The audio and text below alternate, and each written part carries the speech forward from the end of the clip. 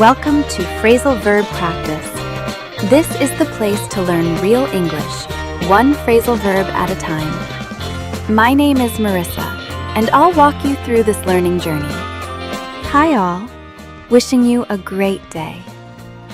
We're going to explore and work on the phrasal verb check up on.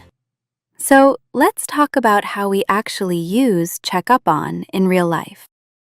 First, one very common way we use check up on is with people.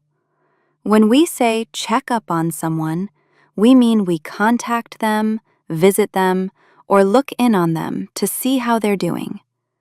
Most of the time, this is about health, safety, or general well-being. For example, I called to check up on my grandmother. The nurse came by to check up on the patient. He went to check up on his friend after the accident. Now, there's another very common use of check up on. We also use check up on with things, tasks, or situations.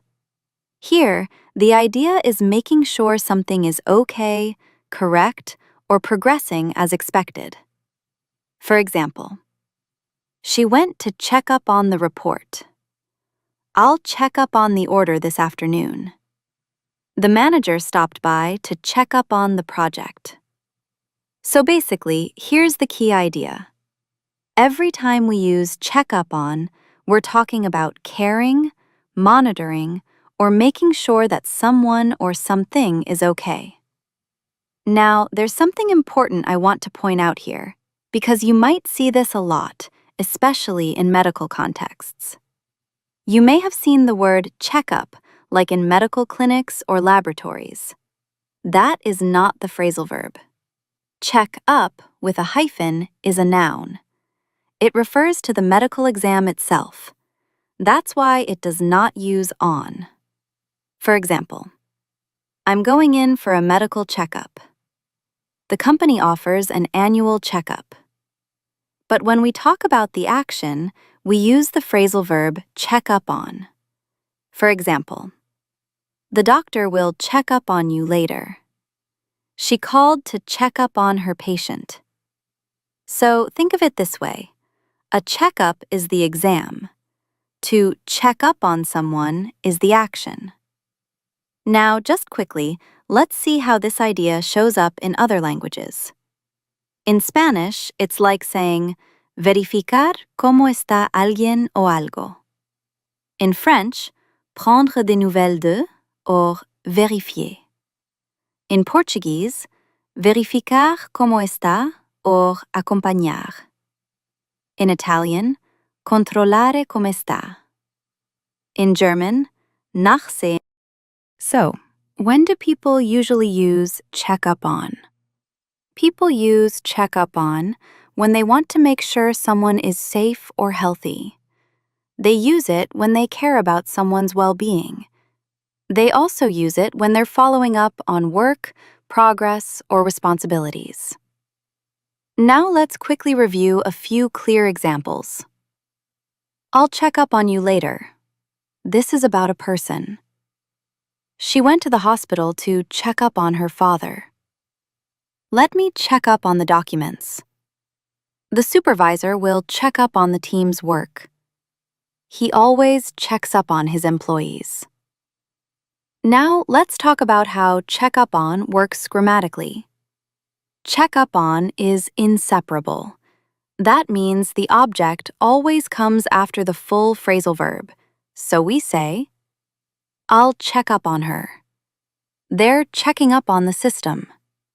We do not say, I'll check her up on. The structure is simple. Check up on plus the person or the thing. And with pronouns, it works the same way. Check up on him. Check up on her. Check up on them. The word on is always required. All right, now let's practice. First, you'll listen to a short text from everyday life. Then, you'll hear another text in a professional or office setting. Are you ready? Let's start. Last week was one of those busy weeks where everything felt a little off. On Monday morning, my mom texted me early because my dad hadn't been feeling great over the weekend. Nothing serious, but enough to worry her. On my way to work, I told her I would check up on him later that day.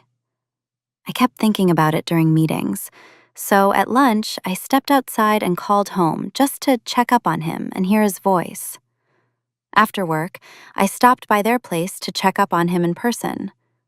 He was already feeling better, sitting on the couch and watching the news. We talked for a bit, and before I left, I told my mom I'd check up on them again the next day, just in case. That same evening, my sister called me. Her neighbor had been sick, and she asked if I could help check up on her since I live closer. The next morning, before starting my day, I walked over to check up on the neighbor. She was tired, but okay, and she thanked me for coming by. Later that day, things got hectic at home. My younger brother had been unusually quiet, so my mom asked me to check up on him.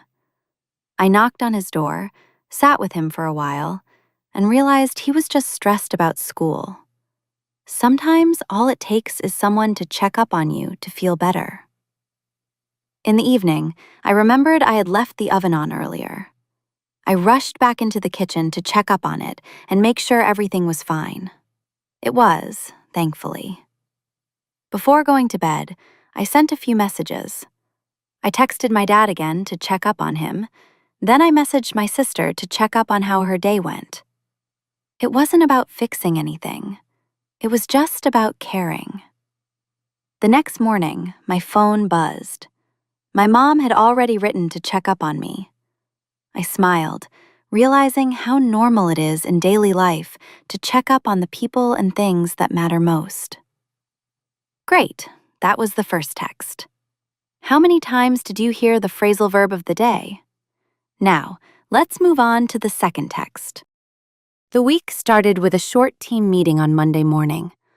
Our manager asked everyone for quick updates and said she would check up on the main tasks later in the day. Nothing formal, just a reminder that she wanted to see how things were moving. After the meeting, I sent a couple of emails to suppliers and made a note to check up on their responses before the afternoon.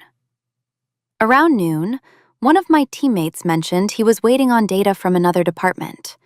He sounded a bit unsure, so I told him I'd check up on it for him. I walked over, had a quick conversation, and cleared things up. Sometimes just taking a few minutes to check up on something saves everyone a lot of stress. Later that day, my manager stopped by my desk to check up on the report I was preparing. She wasn't rushing me. She just wanted to see if I needed anything. We talked through a small issue, and she said she'd check up on it again the next morning. On Tuesday, I had to lead a short call with a client. After the call, I sent a follow-up email and told them I'd check up on the action items by the end of the week. That made them feel confident that things wouldn't be forgotten.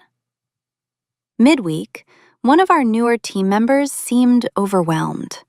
I noticed he had stayed late 2 nights in a row, so I decided to check up on him.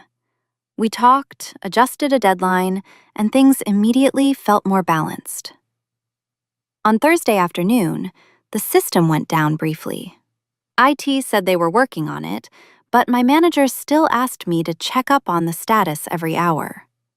By the time everything was back online, we all felt calmer knowing someone was keeping an eye on it. Before leaving on Friday, I went through my task list one last time. I sent a final message to check up on a pending approval, then updated the team chat.